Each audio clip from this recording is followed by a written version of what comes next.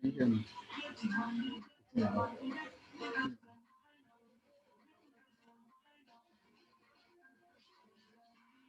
Hello, if you can hear me, can be way.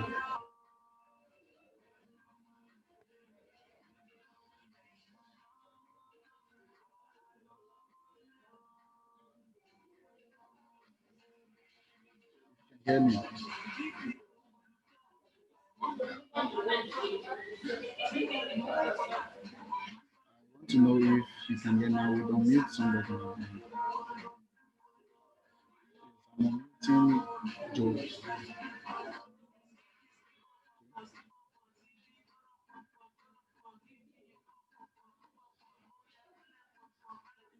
Can you hear me now?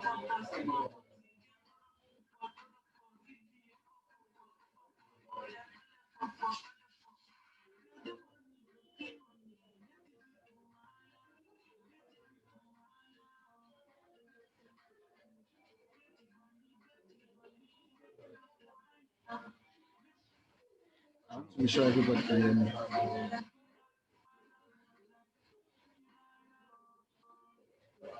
Please, if you can hear me, kindly indicate in the chat button, the chat the chat session to tell me if you can hear me.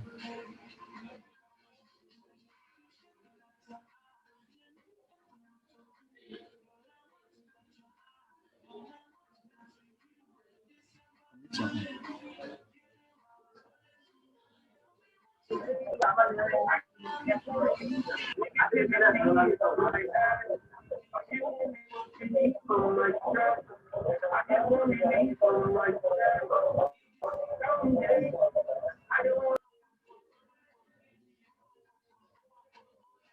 hello,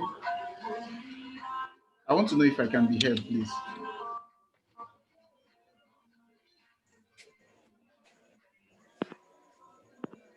We are hearing you. Okay. We are hearing you. Okay. Please mute your.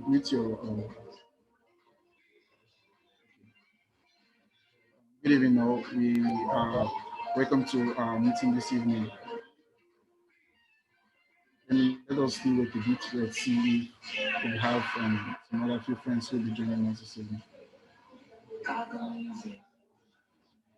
Okay, so while we wait, while we are waiting, I will share my screen. I'll share my screen so you can see.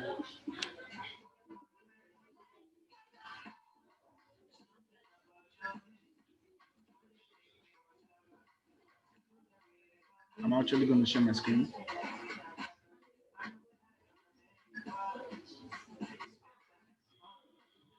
I guess we can all see.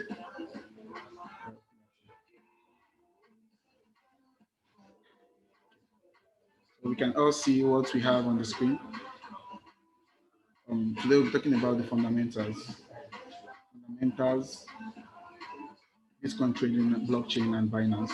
We'll talk about the relationship, how Bitcoin is able to, how Binance is being able to use, how Binance has been able to use blockchain technology in the system. Your voice is breaking.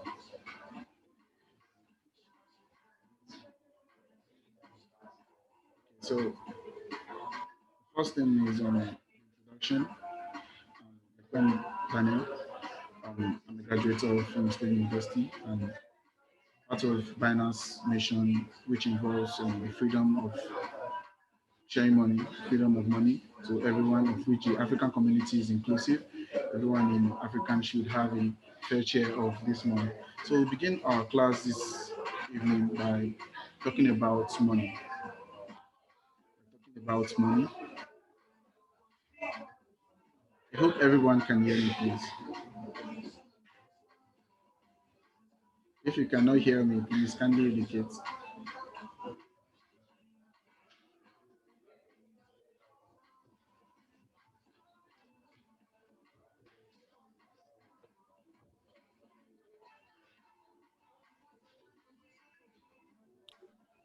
Okay. So talk about money. What is money? Basically, money, as we all know, is what is being used as a tool to exchange value. Let's use, for example, now we have like in Nigeria here we use Nigeria here we use Nigeria here we use the naira. Is the money we use here, and with that naira now, one can actually use it for Network. hello, hello, can you hear me?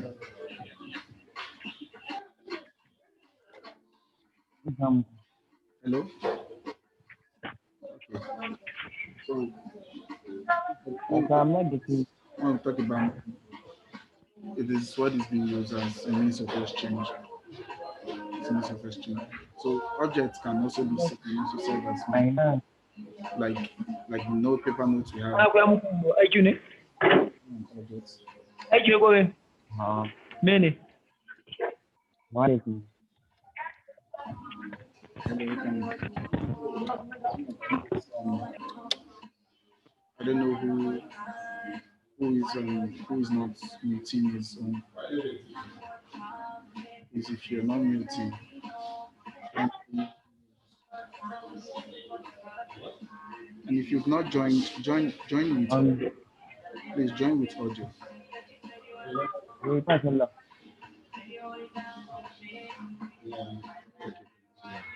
I hope the background noise has stopped. Because I just mute the now. So any object that is being used to for exchange, we can in such a scenario view that object as money. Like in the past, they have carries. Carries is being used as a means of exchange. People use carries as a medium to make exchange, and also the barter trade too. The barter trade is a system where I have yam and you have let's say you have beans and you want to exchange your beans. You want to exchange your bean for sorry, I have beans rather and you have yam and you want beans and I take my beans and give you beans and you give me yam in such a way we've done an exchange. So this time around we no longer use that barter system of making trades, but now we use the money. We use money either coin or paper denomination that we have in use.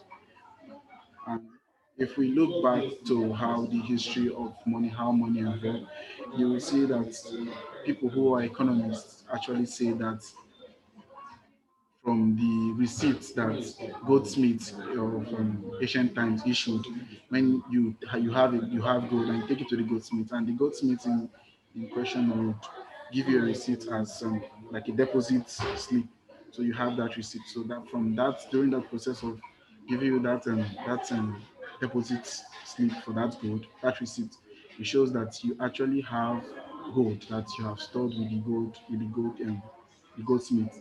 So from there, that is how paper money evolved. So next we'll talk about is the fiat money, like the one we're talking about. Fiat money is a paper money that is being issued by the government. Like here in Nigeria, we have the fiat money of different denomination. Let me see the one that I can easily reach out. Okay, I can actually reach out to this here in Nigeria. This is this is the 15 naira that we use here in Nigeria, and fiat money because it is issued by the government. The government gives value to this particular money, and it also serves as a legal tender. Being a legal tender, it is legally acceptable in Nigeria. Everyone in Nigeria can easily accept the Nigerian naira. If you are in Nigeria, for example, and I bring, let's say I bring South African rands, you may not want to really sell what you have. Let's say I want to buy Gary. I want to buy Gary from you, and I bring out the South African round. Because it is not a legal tender here in Nigeria, you may not be able to know the value. You may not be able to easily want to take it from me. That is how that is how the that is how fiat money is. It has to be legal. It has to be legally generally acceptable.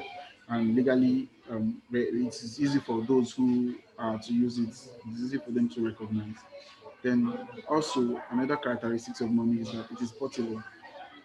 Let's say in a situation where the money is not portable, let's say we have to carry something, I don't know, maybe the money we have is heavy, it's very heavy. You see that people will not find it easy to actually go about with it. Let's say, for example, now you see people who do not want to even have coin because normally the coin is heavy. But that is why the fiat money, as the paper money has gradually replaced the um, coin we have in Nigeria, since the paper is easy to carry. Um, Another thing about it is another quality about money is it is not all that scarce. It is relatively scarce, not absolutely scarce. It is relatively scarce in the sense that you can't just wake up and see money. You have to um, do something to get it. It's either you render service or someone who has it has to give it to you, maybe as a gift. Someone has to give it to you as a gift. So in a sense, money has to be relatively scarce. Then another thing with fiat money is that there is no intricate value. That is like I showed you this 15 naira, this 15 naira. We can address this as 15 naira because yeah, it has 15 naira. And if you bring another one, let's say you bring another currency. Okay, let's use this one for example. If you can't hear me, please join with your audio. If you can't hear me, please join with your audio. Let me actually quickly look at those who cannot hear me. If the person by the name Galaxy J6 Plus, J6 Plus, if you cannot hear me, look at your phone. You'll see there where it has something like an earphone, something like an earphone there. So if you check there where it has an earphone, click on it and join with audio. Join with audio. Click on join with audio. You can be able to hear me. Okay, let's.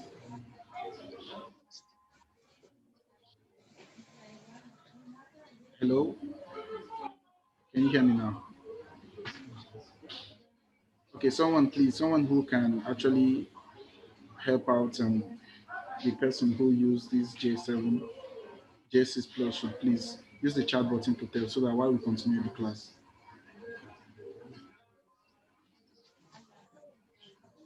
Oh, sorry, someone complained about the music. The place I am, I'm not actually in control of the music. Please tell them to adjust the music.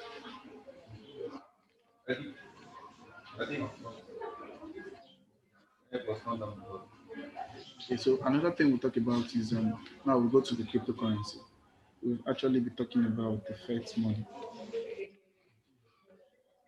What is cryptocurrency?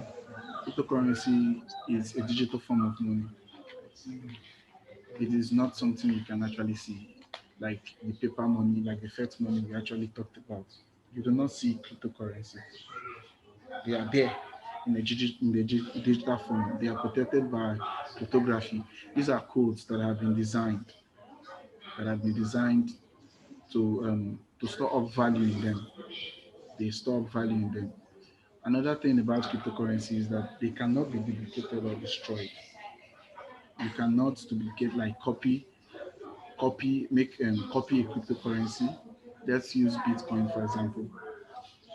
If you do not have access to even if you have access to my Bitcoin, you cannot just easily come to my Bitcoin wallet and copy or clone my Bitcoin wallet.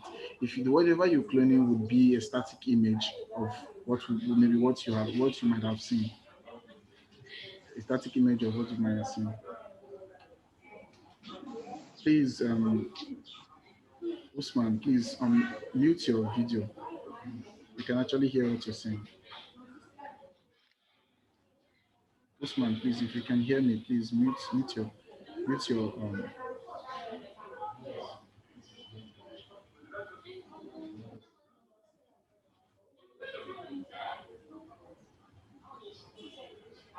Okay, I've actually muted everybody.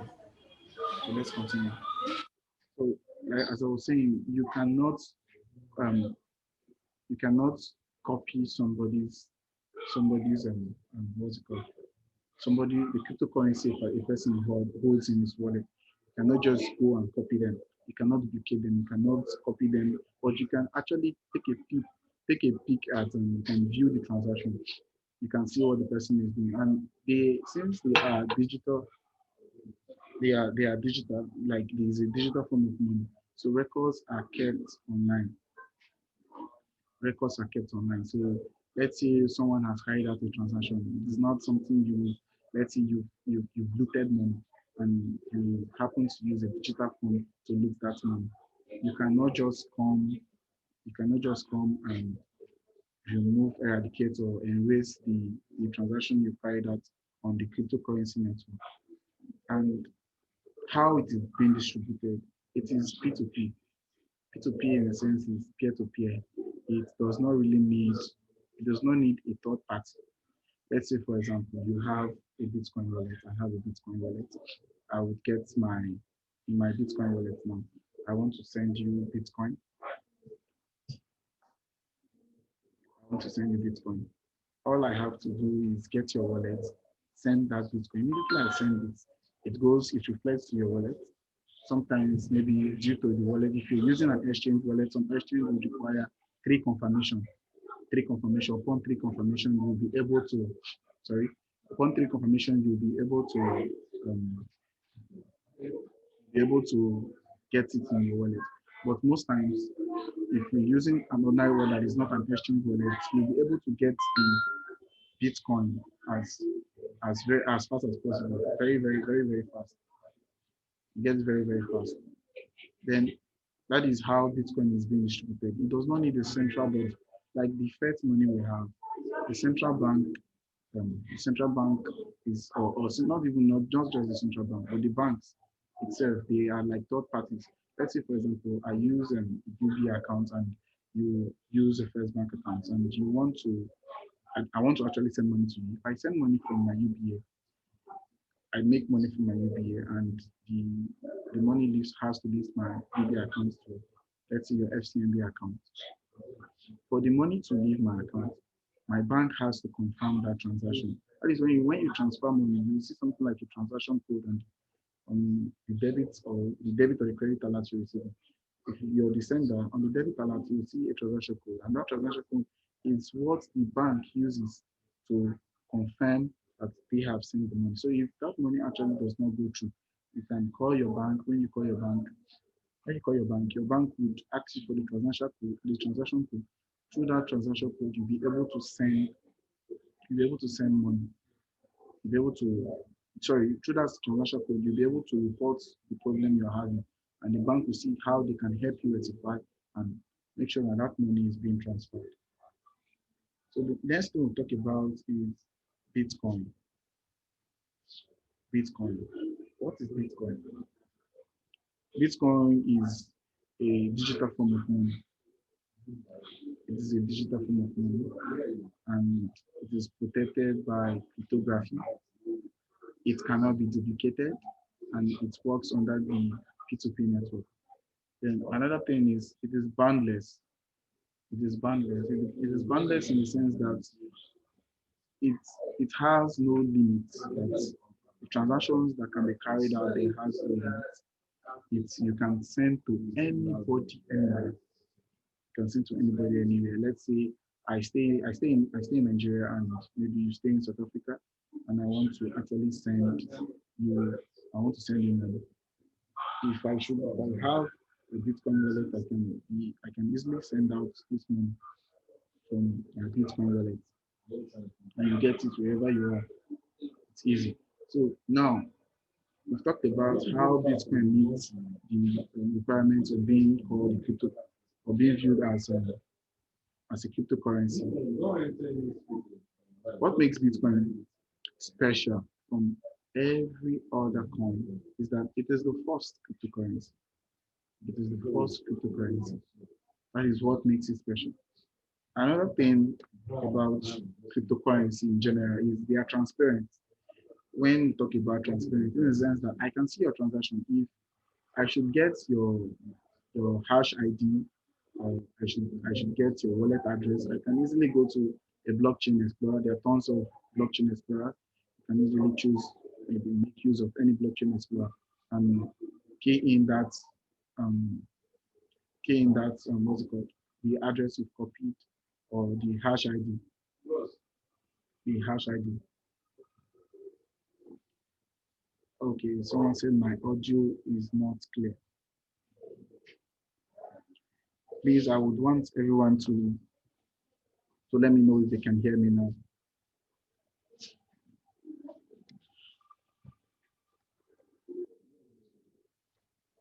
Can you hear me? Please, if you can't hear me, please. Okay, Leonard, you can hear me. Justice, if you can't hear me, you should check your network. If you can't hear me, please check your network and see if it's strong. Okay, now I will continue. So, transparency. Okay, am I talking too fast? Okay, okay. Sorry if I'm talking too fast.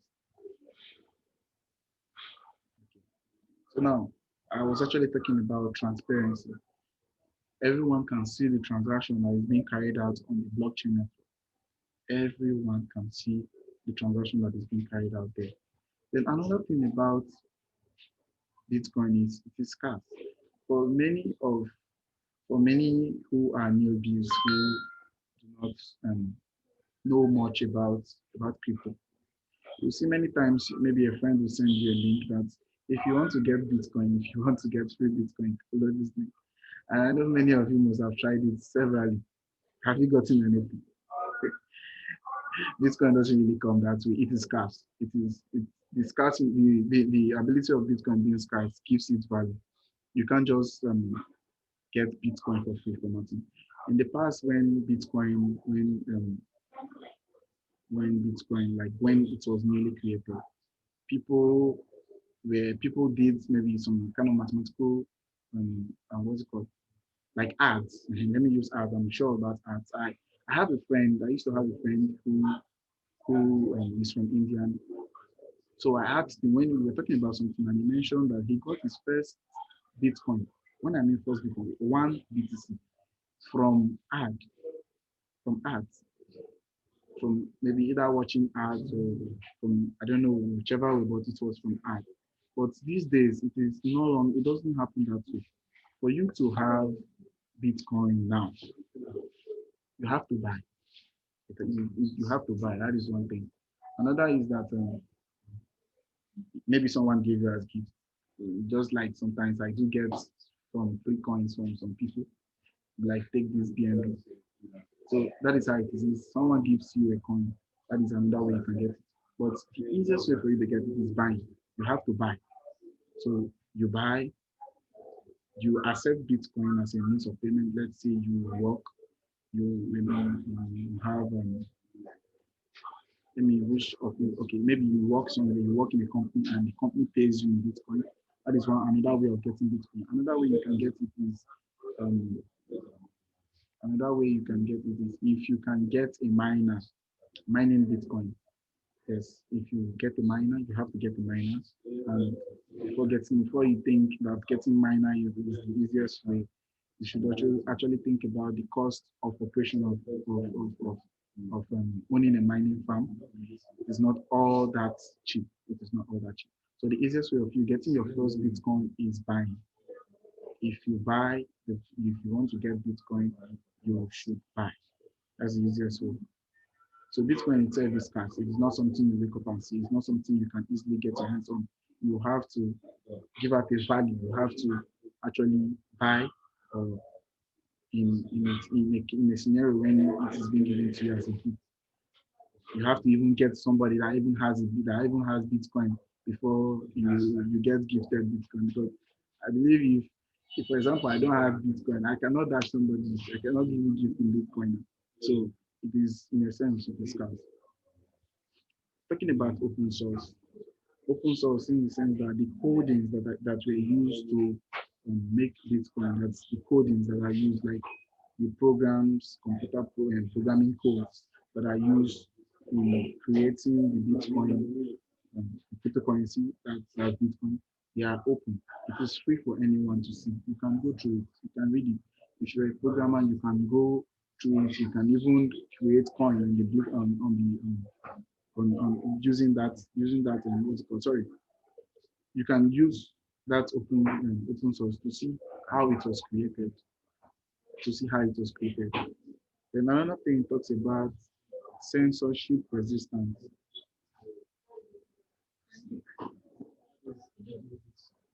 Another thing talks about censorship resistance. Censorship resistance has to do with Bitcoin being decentralized. It has no central body that controls it. Nobody controls Bitcoin. Nobody controls Bitcoin. It cannot be stopped. Nobody can stop it. It cannot be stopped. And the database that we use in creating Bitcoin, they cannot be hacked or shut down. So in a sense, Bitcoin is decentralized. So that is what that censorship resistance, that is what it means. So now we'll go over to the next slide. We've been talking much about Bitcoin, Bitcoin, Bitcoin.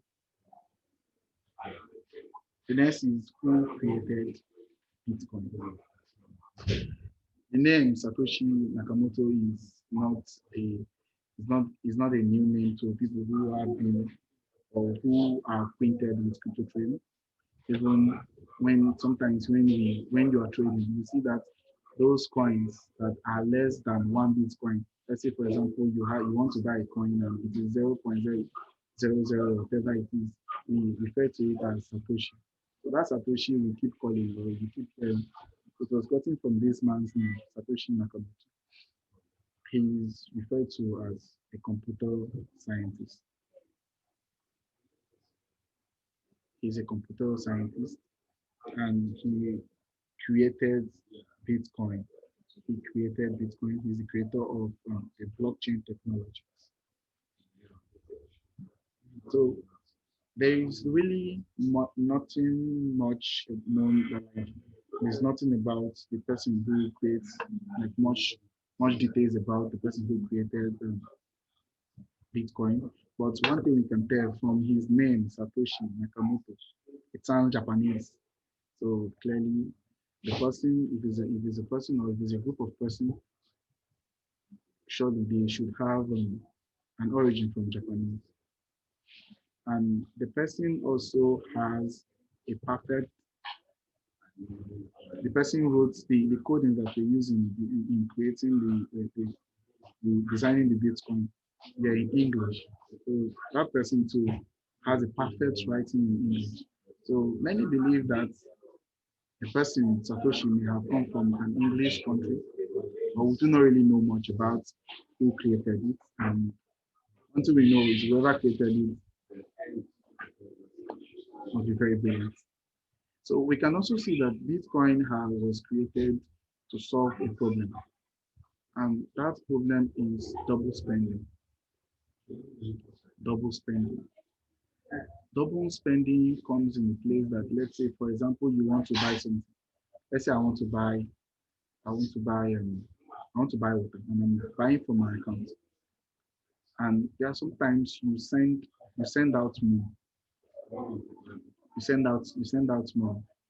Okay, let me use that example. You send out money from your account, and the person you're sending the money may receive it, and you've not really gotten an alert. But sometimes you will not. Both parties will not even get the alert, and the money has been sent, and you will send another one. But unlike that delay that happens that leads to double spending at times, the Bitcoin, the blockchain network keeps record of all the transactions. Let's say, for example, I send you $1 on your block. The blockchain automatically takes record of that transaction I have done. That's $1 that I just sent out. It takes notice of it. So in such a situation, in such a situation, if I should, in such a situation, I hope everyone can hear me. Okay, in such a situation, since the record are being kept online that everyone can easily see, there's a low chance of spending or paying twice in the blockchain network. It is rare. It is rare. And if if it happens that you send out money because the record is there, the person you are sending money to cannot deny it. Everybody can see the record. If I send you, send you $1. Immediately I send it out, but I accept to send it out, and it's going to your own wallet. Immediately I send it out and it's coming to your wallet. Even if because of three confirmation, the wallet you're using hasn't seen, but the record will be there. Record will be there on the blockchain network. So everyone can easily see, I have transferred this particular unit or this particular value of money to this person, although the person hasn't seen it. So let's wait. So instead of asking me to send again, this money never comes, send them again. No. Here on the blockchain network, you can be able to see that this transaction has gone and it's yet to be confirmed. So when it has been fully confirmed, three confirmation, it must reflect on the person's wallet. So Bitcoin was created to solve that problem of double spending. Another thing we know about Bitcoin is that it was launched in 2009. It was launched in 2009. And when this person, Satoshi Nakamoto, when he launched this Bitcoin, guess what happened to him? He disappeared. So nobody knows about him, nobody has seen him, nobody has heard from him. So the next we'll go over to is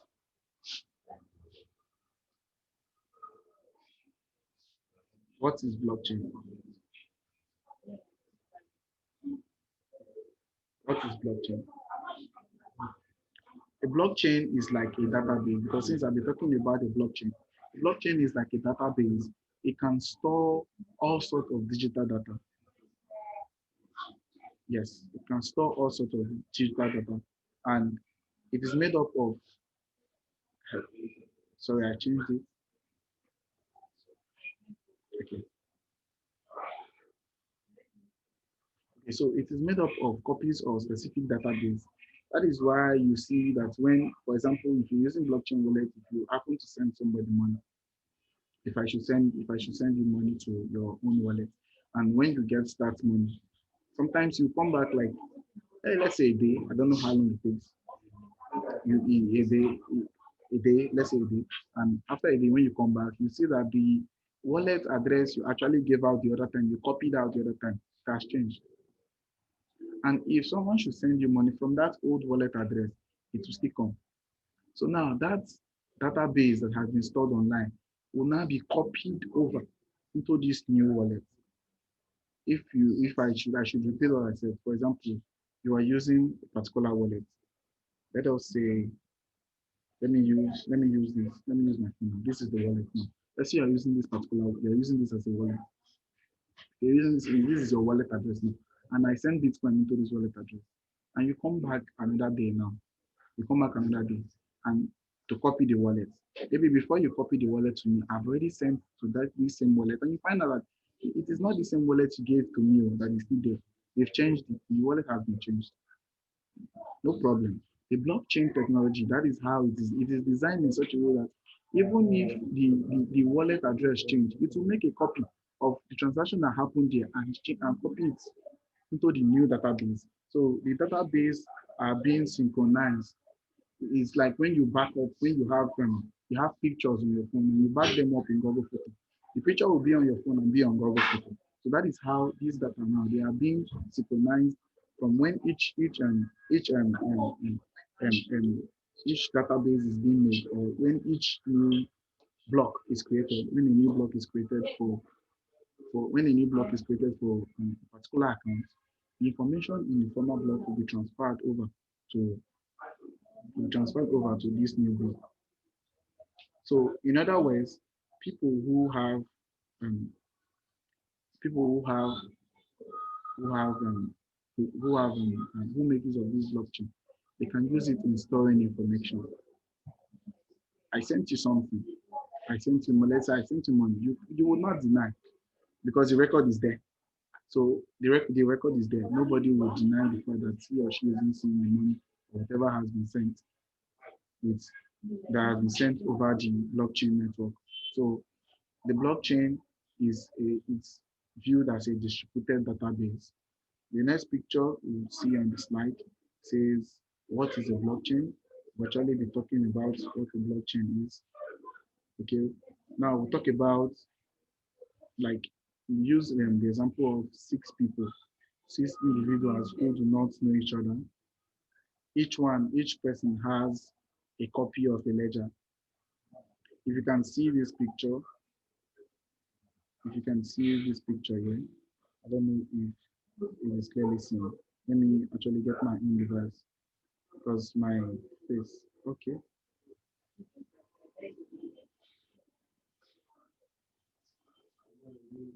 Okay. This is 36 minutes.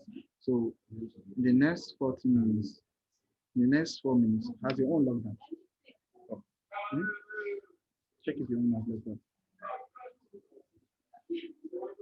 Okay. The next 4 minutes, the next four minutes would actually be locked out. Everybody will be locked out. Everybody will be locked out this from this class. So what we have to do is to log in back because of these 40 minutes and 40 minutes is the we have limits that we have. So while we still wait for about 4 minutes, let's continue. So if you can see this image now, this is you. Let me take my mouse there. This is you. These are other individuals. 1, 2, 3, 4, 5, 6. These are other individuals.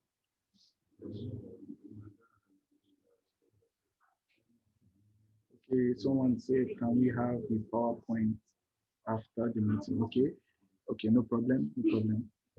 Let's hold on. When we reach the time for question and answer, we would actually open so that everyone can actually ask a question.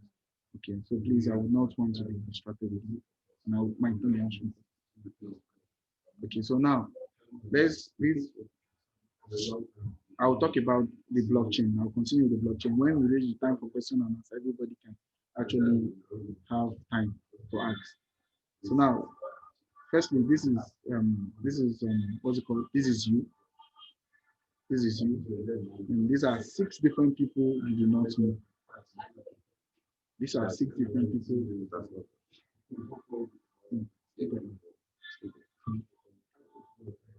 These are six different people you do not know. These six individuals that you do not know, each of them has a ledger. Each of them has a ledger. This is the ledger is like a record. Each of them has a record, an empty record though. So when you, being this person, you now here, this is you. When you choose to transfer Bitcoin, let's say you want to transfer Bitcoin to this person, you transfer to this person. This person transfers from that amount you transferred here. This person can transfer to the, okay, let's use one person. Let's use one person. This is you transfer to this person. This person transfers here. This person transfers here. This person transfers here. This person transfers here. This person transfers here. So from all these ledgers now, when you make a transaction, there is no person that is in charge to confirm. There is no person that is in charge to hold your transaction, to come in between and as a third party. When you transfer these when you transfer an amount to these empty ledgers that these people have, you are transferring value to them. So the value will be removed from your own blockchain and sent to that person's blockchain.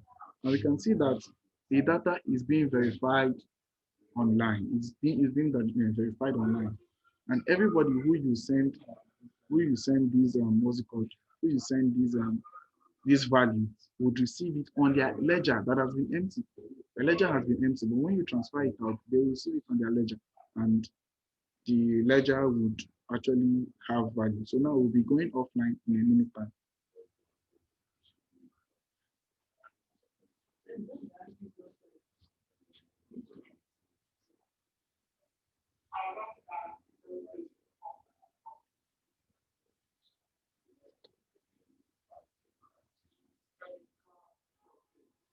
It has not actually gone offline. For those who are still online, let us still continue. But if your class, if the meeting should automatically log you out, all you have to do is click on the link and you'll be able to join us. I keep seeing a decline in the number of people we have on the class. I don't know for I don't know what the reasons is. If it is because you cannot hear me, please come to the chat session. If you can't hear me, come to the chat session. Okay, let's continue. So because these ledgers now, because these ledgers, the data in these ledgers would each person will get the value be added to these ledgers that are already empty. So when it is being sent, you can actually through a blockchain explorer, a person can actually check it. And in doing so, you would know that this money has, since it has left you and it appears on the blockchain explorer, such a transaction has gone through. Even if the person says, I have not received it, maybe because of the kind of wallet that the person is, maybe if the person is using an exchange wallet that would require the transaction to be confirmed 3 times, a minimum of 3 confirmation before it gets to that particular wallet. But the transaction will be on that ledger. It will reflect on that ledger that each blockchain has. So the next we'll talk about is under this blockchain is that each ledger is being distributed equally. Each person that has a blockchain and an account, when you open an account, a wallet, let's use a wallet. If you open a wallet with any app, let's say any company that has a wallet, let's use blockchain wallet. You open a blockchain wallet. You already have a ledger by opening. So when you open an account there, they give you a wallet address. That is like it's like a bank account that you can use in receiving and sending out. So that address there is the address to your ledger, to the record that has been created already. So this record you've already been created. So what they need is someone who would, when you register, they will be it will be associated to that email or whatever you use in registration. So that ledger will be given to you. So because each person has, and this ledger is distributed equally, everybody holds a copy. Everybody holds a copy. So fraudulent move will quickly be rejected in the sense that if a person wants to do like a manipulation on the network, if you want to create a new ledger to use for manipulation, you would not, it is not possible. It is not possible for you to bring in your own ledger. The ledgers has already been created on the network, on the blockchain network. So all you have to do is you create an account you get a wallet. That wallet now, getting a wallet keeps you, getting a wallet, when you get a wallet, you'll be able to actually use a ledger. So when you get a wallet, you'll be able to actually have a blockchain account. That is what it means. And that ledger that is in that blockchain account you created will be there for you. So what you have to do is add value to the ledger. The next we'll talk about is Bitcoin versus blockchain. We'll actually be talking about um, Bitcoin, and now we're actually talking about Bitcoin and blockchain. So now let us see if it is different or if there are similarities between both of them. Here we can see Bitcoin. Bitcoin is a digital currency from what we talked about. It is also a financial asset that is tradable. It is tradable in the sense that I can actually give you Bitcoin I have and you give me some Naira, and you can actually give me some Naira. I can actually give you Bitcoin and collect some Naira, or you can actually change for other coins. Maybe you have another coin. Let's say you have Tron and I want Tron and I have Bitcoin. You can actually give me your Bitcoin and you can actually give me your Tron and I give you my Bitcoin. So it is tradable. You can trade it. Then the next thing we talk about is first and most important. First and most important cryptocurrency. It is the first, as we've actually talked about in this class. Bitcoin is the first. Sorry for that noise. So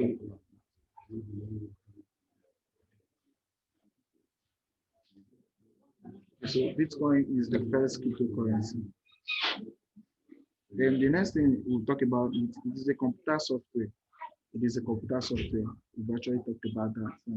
It's made up of it is made up using codes. So it's a computer software. The codes that were used in making Bitcoin, they are open source code that in the sense that anybody can actually get access to those codes. Anybody can see those codes. It is open for people who want to study how Bitcoin was created. It is public and decentralized. No central body is needed for a transaction to open. If you have a wallet and I have a wallet, I can easily send you Bitcoin and you can actually send me Bitcoin in return. The white blockchain, on the other hand, is a database. It is a digital database that is used for distribution. It records information. It records information. So like the example I used the other time is when you send someone money, when you send someone money, that value that you sent out to that person will be received by the person. Should be received by the person. So when you send that money, that amount that you send to the person will be received by the person, and the information will be recorded. Any kind of digital data. We talked about a distributed database, records information, any kind of digital data. Okay, any kinds of digital data. It is not just Bitcoin that makes use of the blockchain. That it is not just only Bitcoin that makes use of the blockchain. Ethereum also makes use of the blockchain too, and there are also tons of altcoins that also makes use of the blockchain. The next thing we talk about is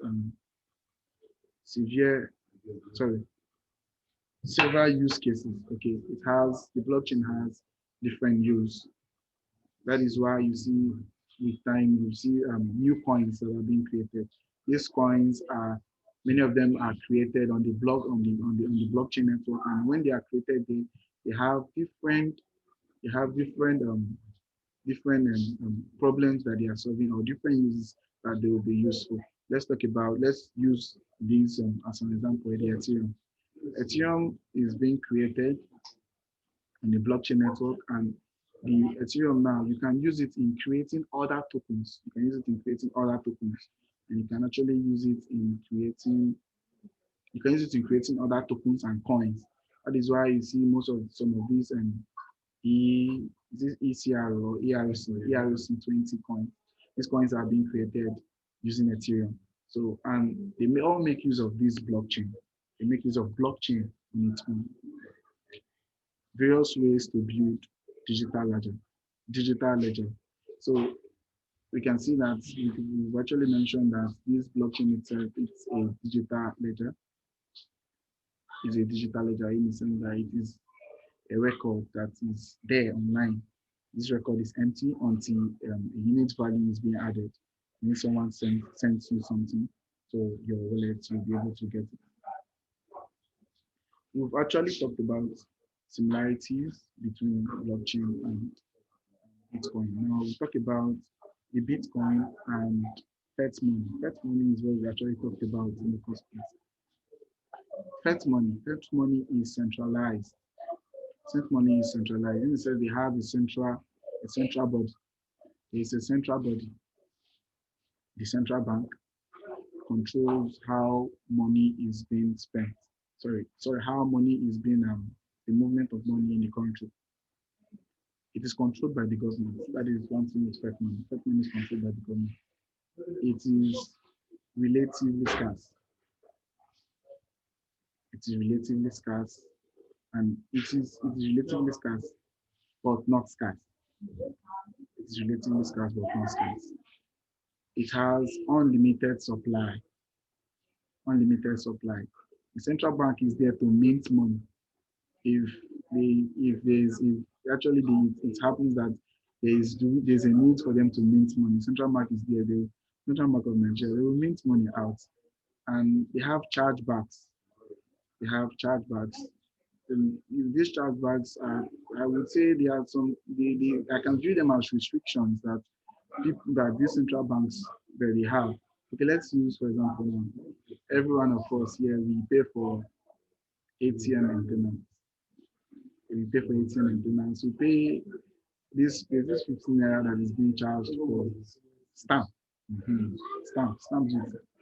And like people like people like me, I know there are people like me who, or maybe some of you guys here, who still do not know why they still charge that stamp duty. So another thing about the fake money is that it is inefficient. It is inefficient. It is not efficient. It is not actually. It is there and it is not actually being able to satisfy or the purpose it has been created for. It is not actually efficient in its duty. Let's use that word. It's not efficient in why it has been created. And this is why tons of people have found they are looking for a way to run using, and they are looking for a way to see how they can be able to earn from cryptocurrency. Unlike the fiat money, Bitcoin is decentralized. Sorry, it is not controlled by a central body.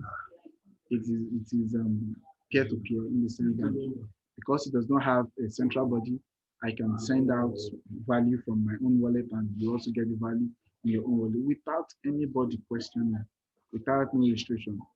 Let's say, for example, you want to send out money. Here in Nigeria, I want to send out money to, let's say, to South Africa. Since we have friends from South Africa, I want to send out money to South Africa. If I should send out that money now, if let's say I go to the bank, I would have to fill a form, get an ID, they will ask me for an ID card, and some other things they may ask me just because I want to send out money to a friend who maybe who stays in South Africa. But with Bitcoin, nobody asks you anything. You have the Bitcoin, you get the person's wallet address. 2 seconds, the person has received it. Even sometimes it's not even up to 2 seconds. It's like when someone when you blink your eye, just left the wallet and it will go to the person's wallet. Bitcoin is scarce, like I earlier mentioned rather, that you cannot just wake up and start getting Bitcoin like that. You have to buy. And even if you don't have to buy, you have to you get a friend that has Bitcoin that would even dash you. If you don't have a friend that has Bitcoin to even give you as a gift, I don't see how you'll be getting it. So Bitcoin is scarce. It is controlled and limited supply. Yes, Bitcoin has limited supply. There will only be 21 Bitcoin, 21 million, sorry, 21 million Bitcoin. So what happens when all these Bitcoin has 21 million Bitcoin has been generated? That means it will not it will not be as easy to get like now. Like for example, now if you want to get Bitcoin, the supply will be limited. Sorry. Now if you want to get Bitcoin now, you can easily get from somebody. You can easily get from somebody who has. And when that 21 million Bitcoin has been actually been mined, the people who have this Bitcoin now, they will not be in control. They will be in absolute control of the Bitcoin because I have Bitcoin. Let's use for example, let's say I have like 2 Bitcoin now, and that's and the whole Bitcoin has been mined. 21 Bitcoin has been 21 million Bitcoin has been mined, has been created. Those people who have Bitcoin now, you see them, it will not be all that easy for new Bitcoin to come into the system. So for you to get Bitcoin now, you would have to buy from somebody who has. And the person who has now, if the person tell you this is how I want to sell it, you will not argue. You have to agree to the terms of the person because no new Bitcoin will come into the market. But now it's a very fine time because these 21 million Bitcoin hasn't been mined. So still have some that are remaining. New Bitcoin are being generated or being created each day. So the new Bitcoin comes into the system every day. So there's a possibility that it would actually be easy for people to get Bitcoin now. Transactions are not reversible. So if you should make a mistake when sending out money through a wallet, if you make a mistake and it goes to someone else wallet. Firstly, if it goes to another person, you do not know the person.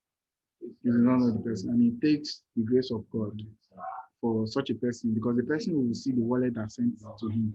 So if the person is such a person that is so God fearing that the person doesn't, he would want to let, even if the person should want to send the Bitcoin back, he will still not know who sent it.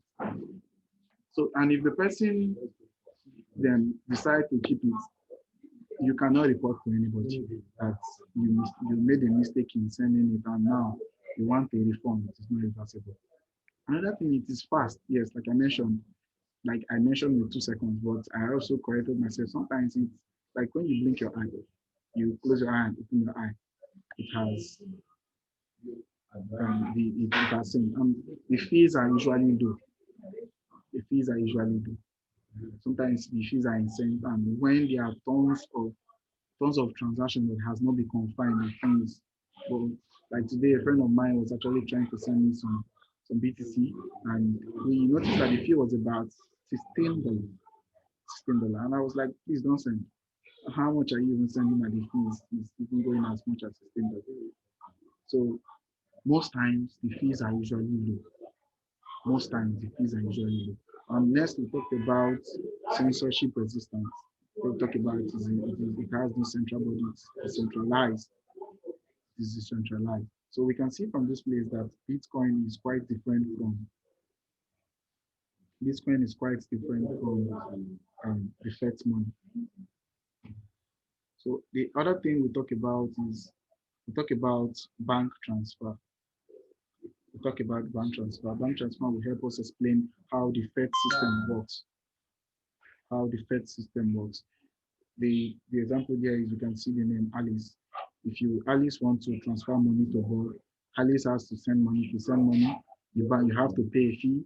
Let's say Alice wants to send about $200, and when you transfer through the bank collects a fee of $14, and at the end of the day, Bob ends up receiving $186. That is how bank transfer work. You have to pay fee. Sometimes the fees are in percentage, and also sometimes it takes a very long time for this transaction to go, especially if you're sending. Sometimes here in Nigeria it is faster. These days it is faster, but if you're sending to a foreign country, sometimes it may take some days before it gets there. So now, what about the blockchain transfer? Unlike the bank transfer, the blockchain transfer is very cheap. It's very fast. It's very fast. Still the same example, Alice wants to make a transfer of $200 to Bob. The fee Alice pays to the blockchain is just $1. Bob actually gets it at $199. So you can see that the fee is very, very cheap. The fee is very, very cheap. And it is very, very fast. The movement is very, very fast. So another thing now is cryptocurrency wallets. We've actually mentioned this wallet several. Talked about wallets. What these wallets are these wallets, they are softwares. They are softwares that have ledgers. There are various kinds of wallets. Here we have hot wallets and we have cold wallets. And these wallets have software version, they have the web version, they have the, the, the, the one you can download on your desktop, you have the one you can download on your mobile phones, they have hardware, and they also have paper wallets. So let's talk about the hot wallet. The hot wallet is any wallet that is connected somehow to the internet. So it is like when someone creates an account on Binance, and sorry, I actually changed that mistakenly. Let's actually go back.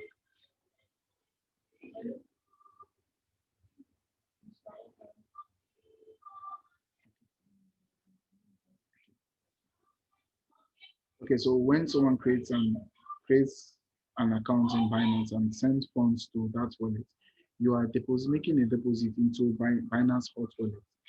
These wallets, they are not all that, they are not hard to set up, and the funds that are there, they are made easy and convenient for traders and other users to get access to. A cold wallet is on the other hand, is a wallet that has no connection to the internet. You have the makes use of keys, offline keys.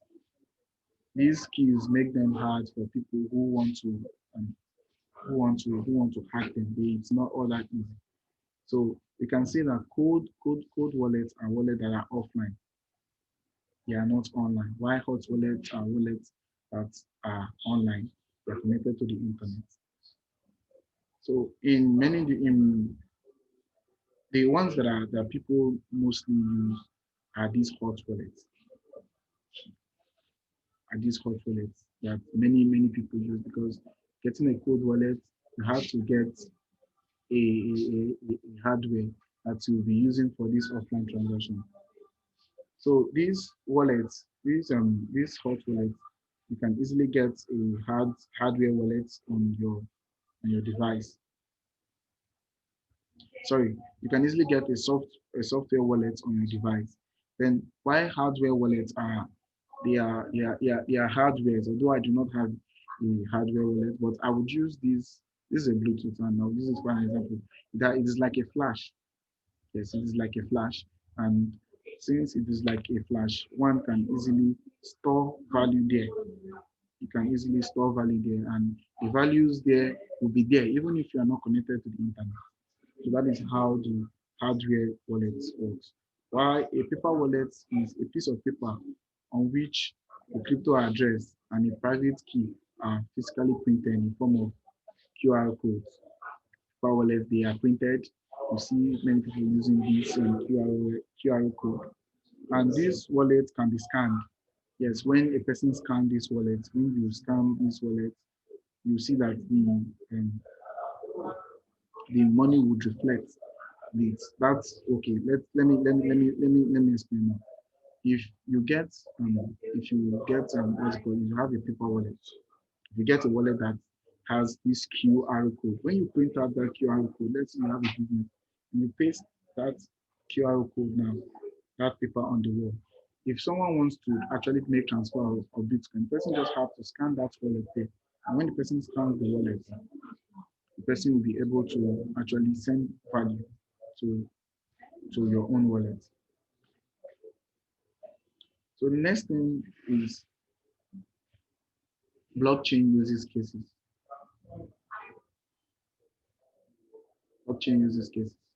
Please I don't know why the number of people who are participating are reducing. I do not know why the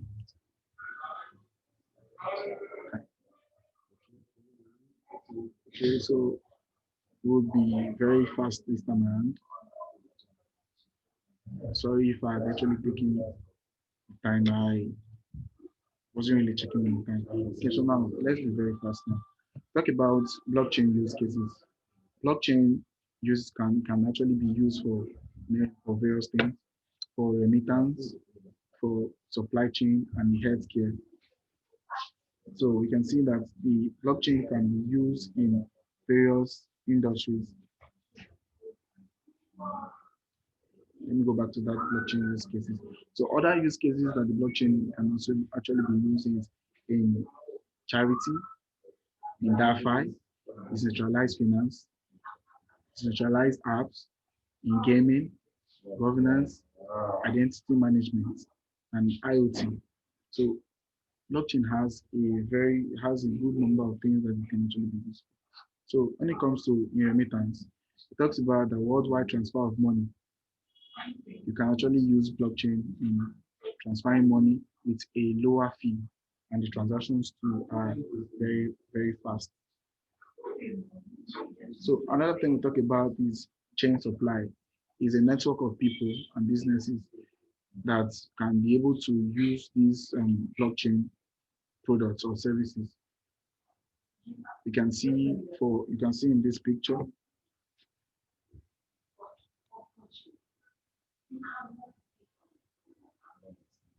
You can see in this picture of the company, This is, let's use this as a company.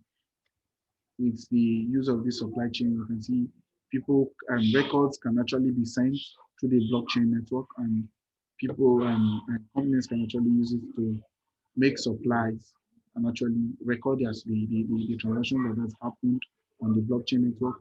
And this way it will be easy for both the suppliers and the end users, or whoever is supposed to receive that particular whoever is supposed to receive the record. It is easy for them to access using the blockchain. So blockchain makes it easy for one to actually get access to these records.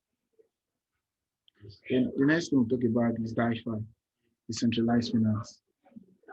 There are types of DeFi. We have the DEX, we have the lending, we have the borrowing. Let's talk about the benefits of this DeFi. The first benefit is financial inclusion. Same users apply to everyone. You see, it is easy for people to actually get used to this.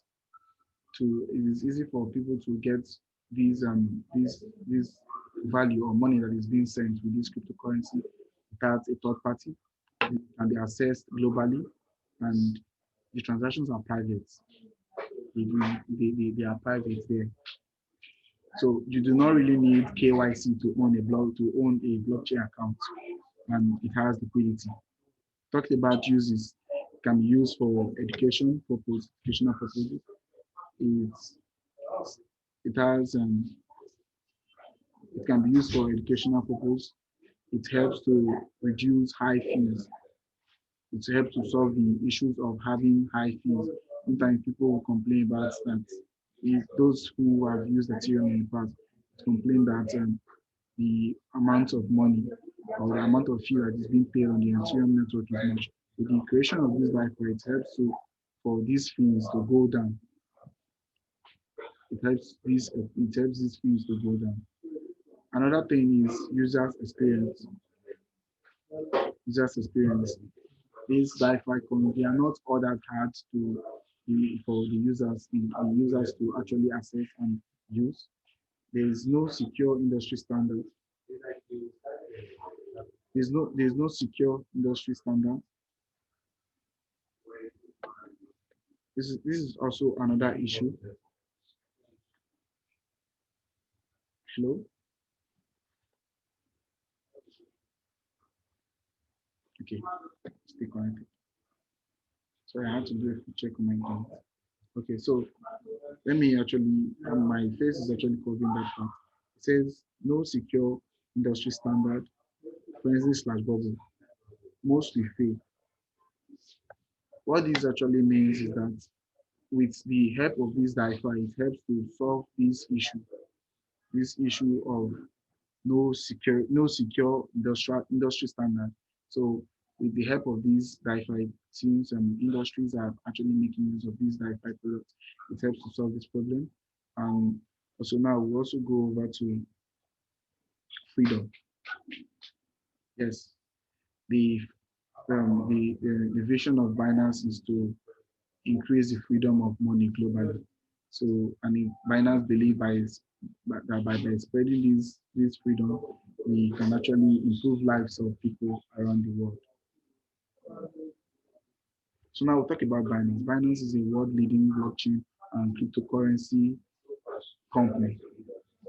They have been trusted by millions of people worldwide and dedicated to increasing the freedom of money to their users and to people who choose to become members of the Binance ecosystem. Yes, like we actually mentioned that Binance is number one in the world. And when Binance was actually created, when Binance was actually created, it took for about 5 months for Binance to become the number one exchange in the world. 42 days, Binance was the 10th exchange in the world, 92 days, the fifth exchange, and 156 days, the third exchange. And after 165 days, Binance became the first exchange in the world. Binance has users from over 180 countries and regions and have team members working from 40 countries, over 40 countries, and an interface in over 15 languages. So under the Binance, we have a lot of things there in the Binance ecosystem. You can see you can see tons of things. I've just mentioned a few. There's the spot, margin trading, diffusion and options, saving, staking, and pool mining. We have the OTC. We have peer-to-peer. So we have First Gateway and also have card transaction. We also do not forget we also have crypto loans in Binance. So there are tons of things that are in Binance, and these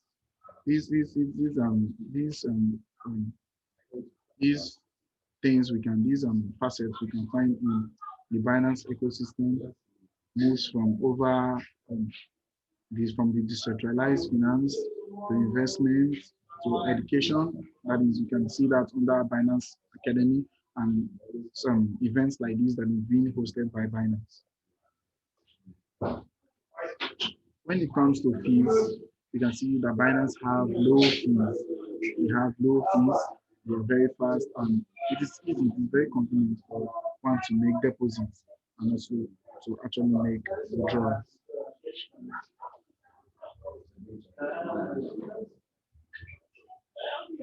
So the next thing we'll talk about is Binance Fed. It takes nothing, it's not all that hard to actually transfer to as in to actually make a deposit into Binance. Binance they accept the bank transfer. It is free for you to deposit in your local currency, and you can also use it is just like it is easy to use because you can transfer from your own mobile bank to an account that Binance will get to you. If you're actually using the peer-to-peer, it is easy with zero fee and charter school. It is very safe. If you want to pay with your card, it is also easy. It has low fee and it is very fast. So the next part we'll be actually going to is the practical session. The practical session, I would have to log into my Binance account. So it actually gives you to actually wait a bit, then log into Binance account. Sorry if you cannot actually see. Hold on.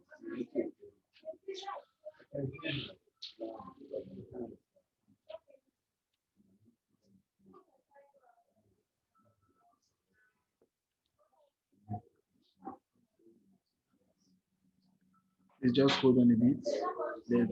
Let me go to log in on Binance account.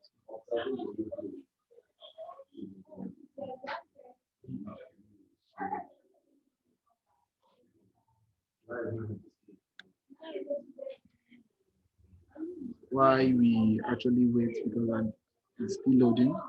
Why we actually wait.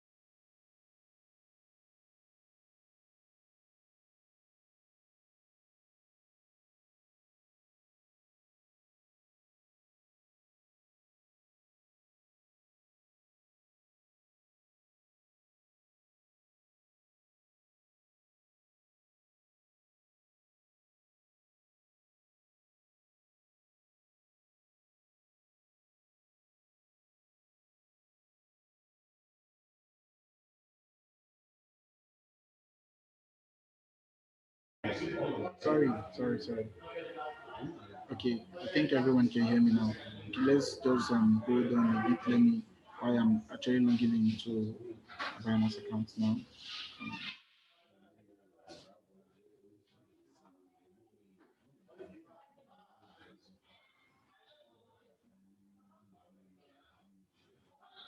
Please hold on. I'm just trying to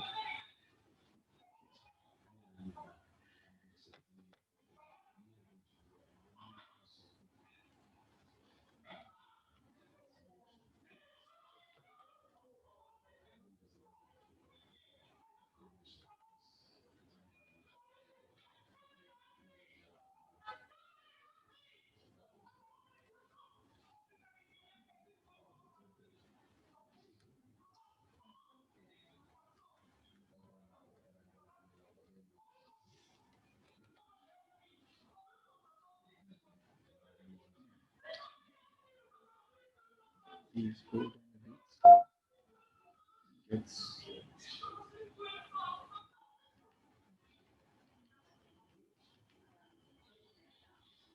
okay. We actually sign up. We not sign up rather. Button code.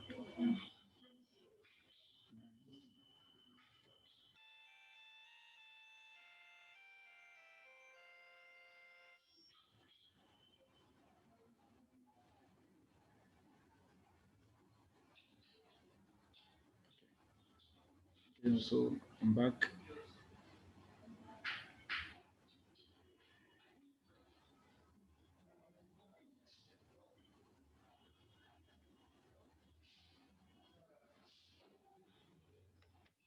Okay, let's I hope everyone can hear me. Let's come to let me check it. Yes, I know the screen stopped sharing, and I believe everyone can hear me. Okay, so now I the practical we'll be having let's see, um okay, so this is the practical we're having.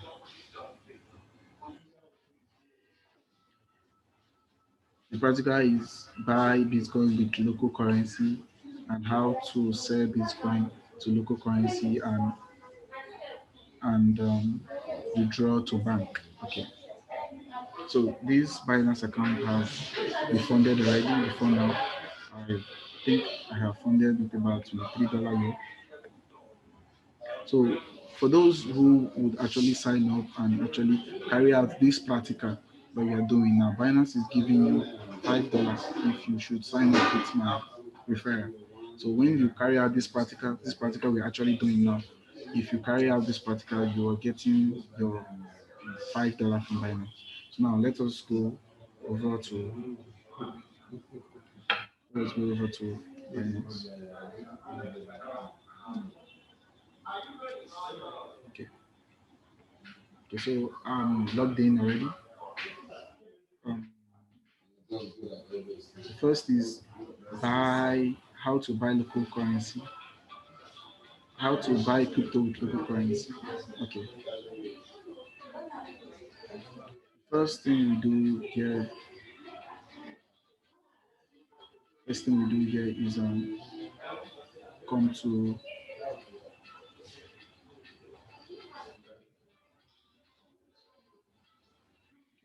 let's come to support.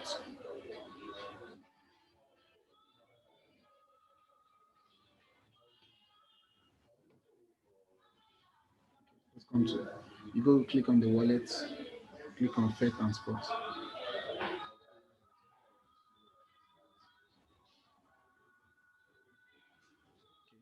Here on this spot account we have about $24. So now let's see how to deposit. So the first thing you do is you come to wallet. If you've logged in, you click on Faith and Sports. So you click on deposit.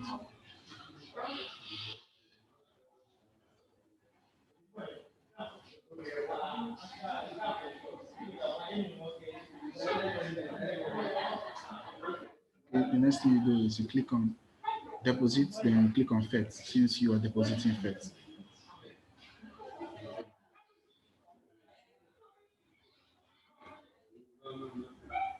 You can see here it has the Nigerian naira. So if you want to make a deposit with bank transfer, you just use 150. So if you want to use and make a deposit with bank transfer, you pay a fee of 150 naira. Then if you're paying with your card, you have to pay a fee of 1.4%. So what we do now is we click on the amount under the payment details, click on the amount you want to deposit. Let's say you want to deposit okay, let's use 6,000, although we will not be making any deposits. So if you're making a deposit with a bank transfer, Binance will take 150. Since you're depositing 6,000, you get 5,850. So you click on continue.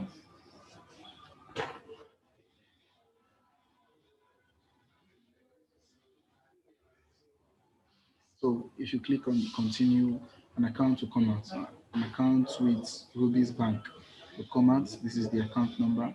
Then if you click on I have made this bank transfer, then Binance would actually look into the transfer and actually deposit for you. So actually, we're going to cancel it. It's easy to make a deposit with fiat.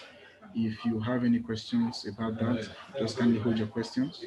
Or if I was being too fast,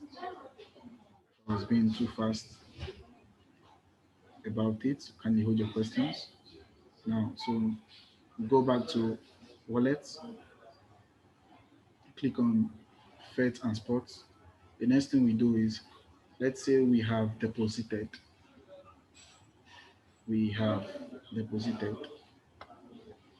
okay, since this money we deposited, let's go to markets. Let's go to markets, click on markets, and the next thing we do, I think my network is a bit crazy, click on fiat markets. You can see the fiat market. So the first thing you see there is BTC, and NGN. Tomorrow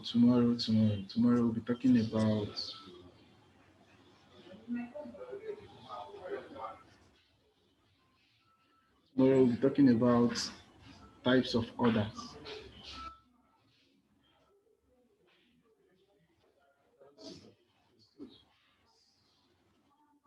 Okay, tomorrow we'll be talking about types of orders. So since we'll be talking about types of orders tomorrow, okay, we'll specifically talk about this type of order. So now we have about 24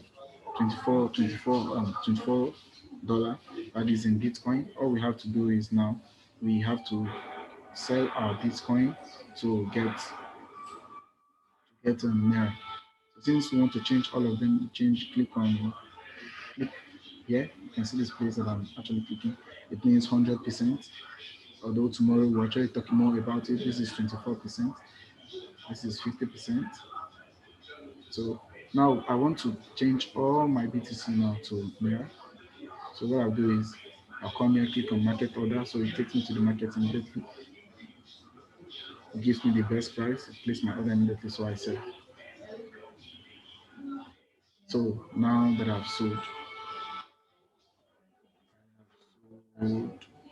so now let's go back to wallets, pets and sports.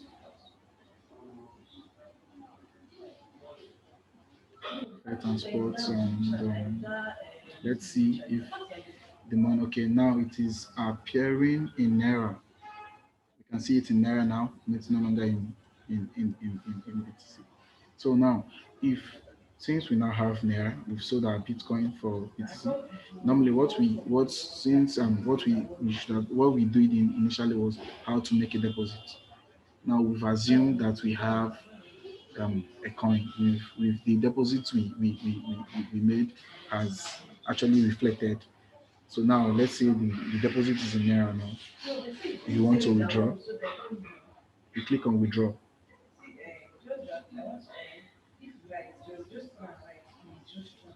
All you do is you click, it's on Nigerian Naira. So you click on the amount you want to. Now notice this. I'll click on 4,000. Can you see what is written there? Minimum is 5,000 withdrawal and maximum is 2 million naira. So all you have to do is let's say 5,000. Okay, 5,000. Binance is taking a fee of 300. It will take a fee of 300. So if I should click on continue, so what I have to do is fill in the country. The country is Nigeria.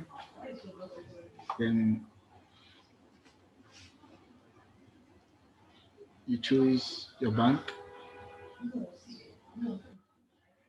Choose your bank. If my bank is sorry,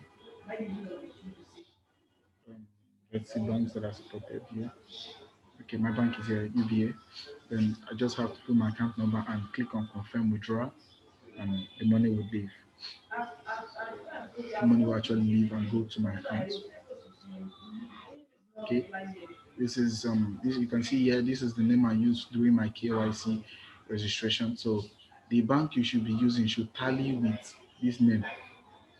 The bank you should be using should be the name that tallies with your the name you use in your KYC verification. So this is the name I use, and if I make a withdrawal, the bank the East United Bank UBA, if I should put the account number, the account number the account number would be so if I put account number, the account number should tally with this name here. So that is how it should be on your own. Now you click on confirm, then Binance would actually send the money to your account. So now we would actually be taking questions. I don't know how many people stayed up to this extent in the class, but okay, for the 10 people who okay for the people who has questions, now we'll actually be taking questions since this is the more practical place. So actually, would I would want you to raise your hand if you want to have a question. If you have a question, brother, if you have a question you want to ask, you can you can actually see that on the more option. If you click on the more option, okay. People already started raising hands even before I said so. Okay, let me see. Let me actually see those people who raised their hands. Okay. Okay.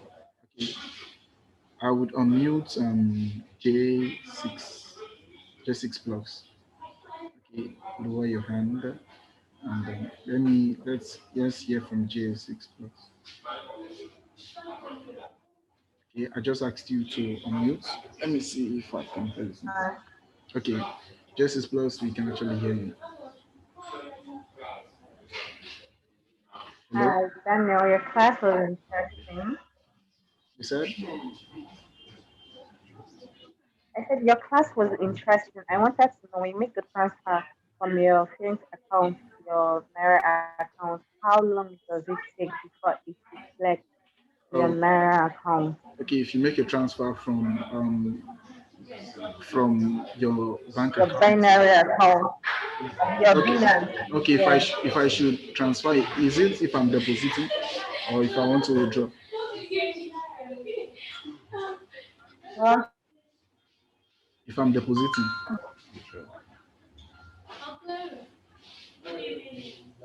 is it for deposit or for? I think I can't actually hear you.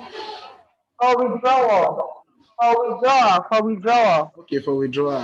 Okay, the withdrawals do not take much time. The withdrawals do not take much time. I am not in the Binance back office, but all I can show you is it is subject to the Nigerian banks. So it should not exceed, let's say, it should not exceed an hour.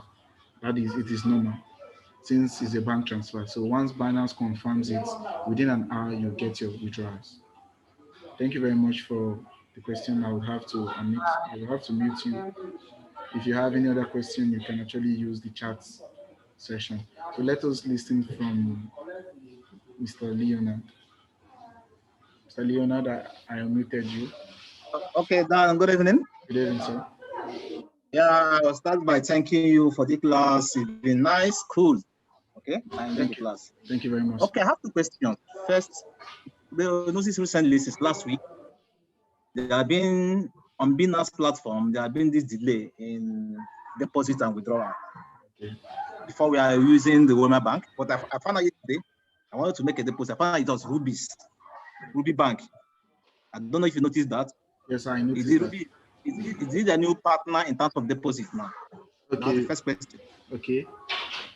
Okay, that's the first question. The first question, yes, yes. The answer to your question is that the Ruby's bank in question you asked about is I think Binance is the bank they choose to use now, and whatever they are doing is for a quicker transaction, so that the transaction will be faster.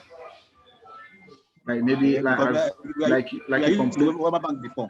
like you talked about the Wema Bank, and if you are complaining about the Wema Bank, I believe some friends would also be having issues about the Wema Bank. So now the Ruby's Bank has been created to help fasten up the transactions with regards to deposits. So can we move over to because the next yesterday I want to make a deposit. Because when I saw it, I was asking, let me hold on. I want to try P2P, so let me hold on first to verify first. Okay. So what's your next question? Let us move over to your next question. Okay, next question is general question. I don't have typed it in the chat. If I open a new Binance account, okay, yes. And transfer from one wallet to another, will I receive the $5? Yes, if you it's open funding through fiat. Yes, if you open a new Binance account using my tutor ID. Yes, if you use my tutor ID, if I give you and you register with my tutor ID. So the first transactions you make, if you should buy your first crypto, you make it. Okay, you ask if you transfer from your own wallet, right? I know that was whether my wallet was not transferred to me. If you transfer there, if you are making a deposit through BTC, the thing is you actually carry out a trade on that account for you to qualify to get your $5. Okay. So cool. Thank you. Okay, thank you very much. So we'll go over to I will have to mute you now. Okay, thank you very much for the question. We'll have to go over to Joe, Mr. Joe. So I will be unmuting you now. Mr. Joe. Good evening, sir.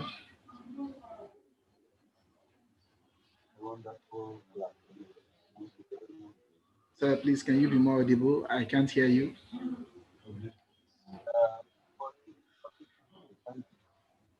Can you hear me now? Yes, I can barely hear you. I can barely hear you.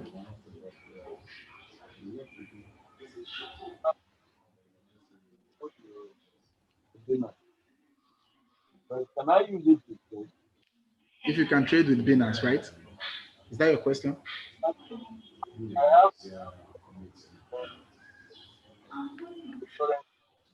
have already in my portfolio. Can I use them to use it to trade? Okay, you have Ethereum on your portfolio, right? I have other Bitcoin. Oh, the problem now. Okay, please, I cannot hear you much, but what I will do is I would actually mute you, and please just type your question out on the chat session. Then I would answer the question. Please just type it out. Thank you very much for understanding. Just type your question while we actually see if we can actually hear from. I can't actually pronounce the name, but I will actually unmute you. Ridwan. Okay. So Ridwan, I actually unmuted you. We can actually hear from you now. Good evening, sir. Good evening, sir. Hello. Hello, we can hear you. Yes, we can hear you. Hello. We can hear you. Okay, sir. My question is, I have the account, but I haven't made any deposit, and I don't have any cryptocurrency right now. Okay.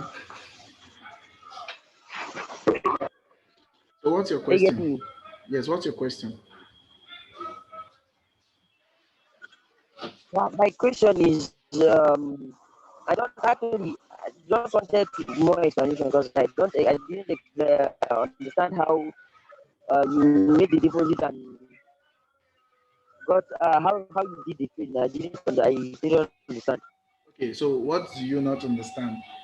Please, Mr. Joe, please, before I answer your question, Mr. Joe, please kindly type out your question on the chat session. Or if you can type it out on the WhatsApp group, I would actually hear. I would actually read it out from just type your question. You can type on the WhatsApp group, it will be very fine. Because when you were actually talking, I wasn't really hearing what you're saying. So, Mr. Ridwan, you said that you don't know how to make a deposit and make withdrawals, right? Yes, and apart from making a deposit, how to do the trading? I don't Okay, really how know how to to do the trading. okay, how to do the trading, no problem. Okay, like I actually mentioned in the past that Yes, sir. you actually be getting $5 if you should register with my referral, not just registration, but actually you carry out a trade on that. So tomorrow extensively we'll talk about how to trade. Hmm? Tomorrow extensively we'll talk about basics to trading. Okay. Okay, sir. And another Okay, sir. thing, Thank you, sir. okay, so another thing you should always have in mind is the whatever we talk about during this class, they are not financial advices. Cryptocurrencies come with risk, and you should be able to risk what you can afford to lose. Do you understand that? So now I will actually go back and talk about Okay, sir. how to make a deposit again. I'll talk about how to make a deposit and how to withdraw. So pay attention. Okay, Mr. Joe, we are still waiting for your question. Okay, now so let's go back to how to make a deposit. It's easy. I believe in everyone can actually see my screen. Okay. Mm, you see here. You see here I have firstly when you've logged in into your Binance account, all you have to do is you come to this place, sorry, not you come to wallet. Come to wallet. Under wallet, you see FET and spot trading. You click on it, and it brings you to this menu. You click on deposits. You click on deposits.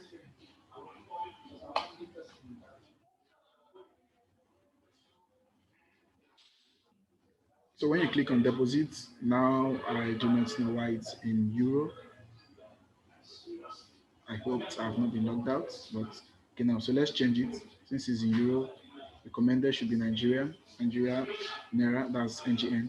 So if you want to make a deposit, you can actually make a deposit in two ways. Either the bank transfer or with your card details.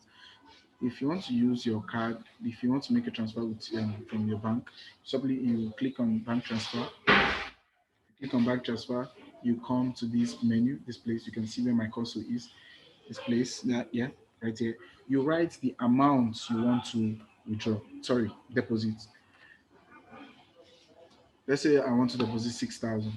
Binance will charge you a fee of 150 naira. So the fee will be taken from the money you are depositing.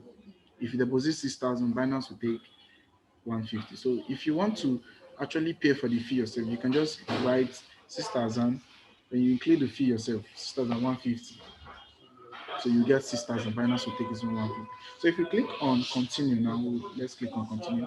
If you click on continue, it will bring out an account that is, yes, we bring out an account. Okay. Now we have someone talked about the account that came up the other time was what's it called? Ruby's Bank. And now we have the Wayman account. The reason for the changing of this account, don't be scared when if you actually do yours and you see Ruby's account or you see Bank. The thing you should know is this should be the name on the account. Finance Holdings Limited. Then yes, this is very important. Should be the name, and you should copy exactly what is here. You should copy exactly what is here. This is the name of the account. You should copy exactly what is the account number that is here. So when you send the money, when you send the money, you click on I have made this number. When you deposit it, it will reflect on your Binance account after some time when they've confirmed it at the back office. And the other thing there is the reason for having Wema and maybe another bank is to help fasten up the deposit issues, so that since they have two banks, and we all know that Nigerian banks can be weird at times and delay transactions. So because of for that purpose, that is why we have different banks that can be used to confirm this transaction at different times. So having answered how to make a deposit. And the next thing I want to talk before we go to withdrawal, if you noticed, I had what's it called? When we started, I had BTC. I had BTC, and I had to change it over to Naira. Okay, now I will actually do a quick one now. If you notice here, look at this. You can see this. I actually have 11 Naira, 200, sorry, 11,255 Naira and some kobo. So now I want to change this money now back to Bitcoin, and I'll change it to Bitcoin, and I'll change back to Naira. So now when I click on trade, you see it comes up BNB Naira, not that BTC Naira. Let's click on BTC Naira.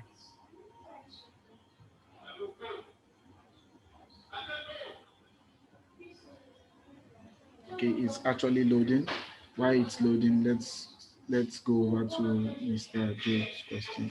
He said, I asked if one can use the fund locked in a portfolio account to trade or start a fresh account.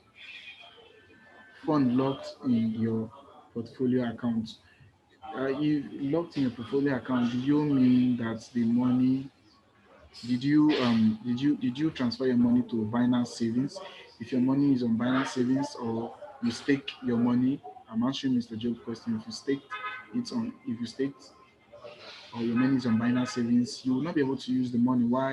The why the staking is still active, or why the savings is still active. So you would have to use money that appears on your spot account. Like you see, when I clicked on wallets, you can see there are different types. They have FET and spot. They have margin, futures, peer-to-peer savings, pool, and card. If your money is in any of these places that is not FET, if you want to trade on the spot market, if it is not on FET and spot, sorry, you cannot actually make use of money that is on P2P to trade on the FET market, FET and spot market. If it's on margin, you can't use it on the spot market. So make sure the money should be on the FET and spot account. If it's there, that means you can actually use it to trade. So now we are actually going to buy. I think I okay. Let's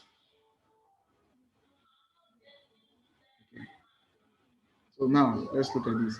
I have Naira, and I actually want to change to BTC. It's simple. It's not all that hard. So having come to this menu, all I have to do is I have Naira. It's reflecting here. I have Naira. I want to buy BTC. So what I'll do is let me just I want to go into the trade as quick as possible. I change it to market. It takes my order into the market immediately. So now I click on buy BTC. Immediately I buy BTC. Okay, I think okay. Let me see if I made a mistake.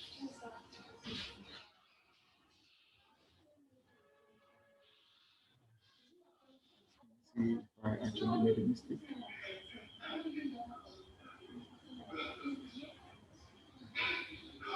It says insufficient fund. Let's let me use the limit and see if I still have my money there. Okay, this is you're buying.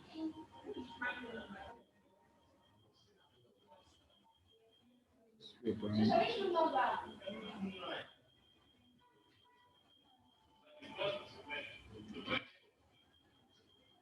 Okay, so I've actually bought. Now let us go back.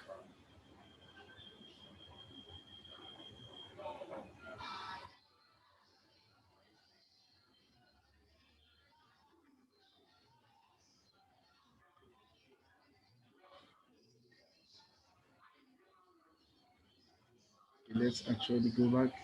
You can see here, yes, FET accounts. The money is no longer here. It's no longer 11,000 here. Now it's appearing on BTC. You can see 0.0017. That is the amount of BTC that I have. So now let us go back. Now let us change this money back to Naira because we want to withdraw. If you're still paying attention, we're going back to Naira. Now we can be able to withdraw. So let us change back to Naira. Okay, let's come to FET. Let's come to FET. Sorry, this class has taken a lot of time, and I want to appreciate all those who have actually stayed up to this time, and tomorrow will be a bit faster. Okay, now we are here now. It's actually easy. It's actually easy if you want to convert your BTC. Yeah, it's okay. Yeah, you can see here. This is the amount of BTC you have. This is the amount of BTC you have here. You can see it here. You can see it on this place here. That is the amount of BTC you have. And now you want to convert it to Naira. You have just 4 Naira. So just click on market to give you the best offer. I'm taking to the trade immediately. Click on sell. It has been sold. So now we take you back, then you'll be able to see, you'll actually be able to see,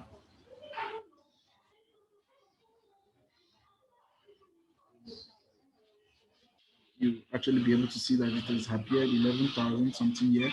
And click on withdrawals. Click on withdrawals. Then you click on, make sure it's on Nigerian Naira. Then you click the amount you want. It should not be less than 5,000 because if it's less than 5,000, the minimum is 5,000, the maximum is 2 million. So you have to do is click on 5,000. That's it. I do not have up to 50,000. So you click on 5,000. Binance will take a fee of about 300 Naira. Then if you click on continue, if you click on continue, you choose your bank name. For me, mine is UBA. Make sure that the name should correspond to the name you use during your verification. You put your account number, you click on confirm withdrawal, and Binance will start to process the withdrawal. Okay, so let's see if you still have any other question. You can actually raise hands before we go over to before we end the class. So now I would actually share slide. Okay, welcome.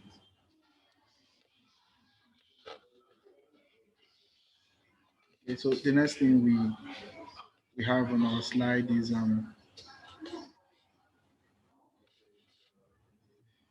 okay, you can actually keep in touch with Binance by joining Binance groups. You can join on the Nigerian group by by clicking. If you go to your Telegram, you can at Binance Nigeria. You can join the Nigerian group, and then South African group at South Africa Nigeria. The Cameroon group at the South African group at Binance South Africa. Then Cameroon group at Binance Cameroon. Uganda group at Binance Uganda. Then Kenya at Binance Kenya. Then you can also follow Binance Africa on Twitter, who is hosting this event. You can follow Binance Africa. Then after this class have ended, please, you can actually give your review about how my class was by going to Twitter and making a tweet. On your tweet, please make sure you have the hashtag my Binance class, uh, then at Binance Africa, then at Danny underscore Bitcoin. That is supposed to be an underscore and not a dash, an underscore Danny underscore Bitcoin. I would actually send the correct one to the WhatsApp group. So we can actually give a review about how this event went. I really appreciated the time all we all we all gave towards attending this class. Despite our busy schedules, we all gave our time. Okay, I think we have one more person who is raising his hand. Sorry, I just saw that. Okay, we would actually listen to you. We'll listen to your question.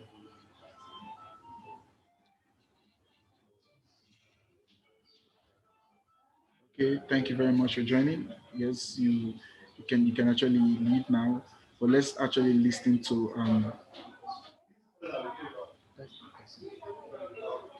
Mr.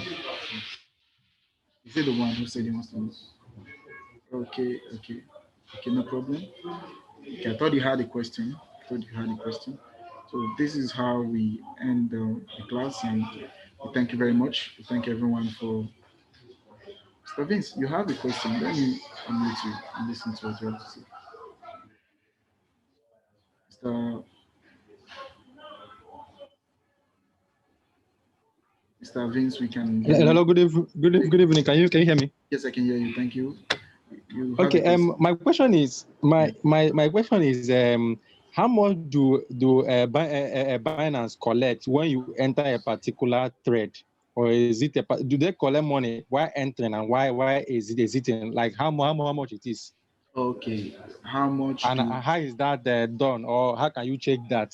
Okay, we'll actually talk about that tomorrow. You're taking us to our tomorrow class.